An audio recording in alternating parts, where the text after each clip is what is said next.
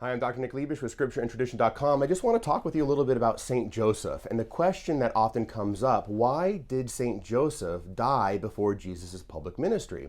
I mean, if you think about it, it's kind of heartbreaking. You kind of want to see St. Joseph there during the 3 years of his public ministry when he was teaching and preaching and healing, and you want to see St. Joseph be at Mary's side at the foot of the cross, consoling her, have St. Joseph witness the resurrection and be there at Pentecost, all these fantastic things, and St. Joseph was not there, and you kind of wish he were. And so the question is, why wasn't St. Joseph present during all of these very significant events? And there are various reasons that are offered out there, like when Jesus is talking about his father, he didn't want people to be confused about, well, is this St. Joseph, Jesus' father there in Nazareth, or is this his heavenly father? And so St. Joseph needs to be kind of out of the scene, out of the story, so people kind of think, oh yeah, he's talking about his heavenly father. And there's something to that.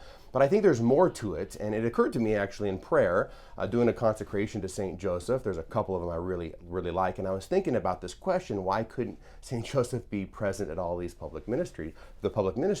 And what I realized was, well, I think the answer is in a couple of different places. Number one, you have to consider who St. Joseph is, and number two, what St. Joseph does for Jesus in passing on this legal role. So who is St. Joseph? Well, if you open up to Matthew chapter 1, you read all of the genealogies there. Basically, Matthew is proving in a variety of different literary ways that Jesus is descended from David. Jesus is the son of David. Even like in Luke, the archangel Gabriel tells Mary he is the son of David. He will take the throne of David his father. But in Matthew, the genealogy, it's very clear. Joseph is in that genealogy. Joseph is descended from David as well. And so David is passing down the line all the way through Joseph to Jesus, this title as King of Israel.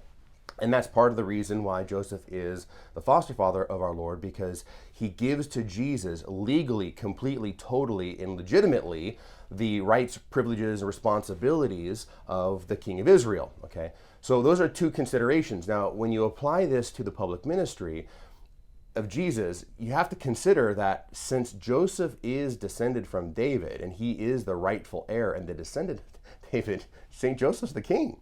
Like, nobody knows this. Everybody's like seeing Joseph there, working with wood, and he's a carpenter doing his thing very humbly, very virtuously. But the fact of the matter is, Joseph is the king. While he lived, he was the ruler of all of Israel. And he's going to pass on this authority to his son, Jesus Christ.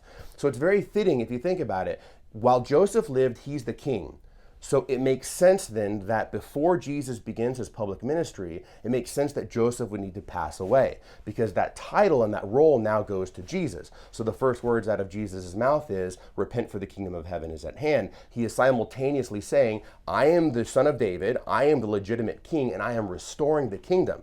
If Joseph was there, he would still be king. So Joseph, to a certain extent, passes the baton down to his son. So Jesus is the de facto ruler and king of Israel, and he is restoring the kingdom. So I hope that makes sense. It just kind of came to me. I wanted to share that with you because the question does come up in classes. Why wasn't St. Joseph around? Well, it's fitting that he passes away because he's the king. While he lives, he's the king. And now Jesus is the true king, and this comes from Joseph. It comes right through from David to Solomon, all the way through Joseph to his son. So there's a beautiful thought. Hopefully that helps you in your reflections on the Gospels.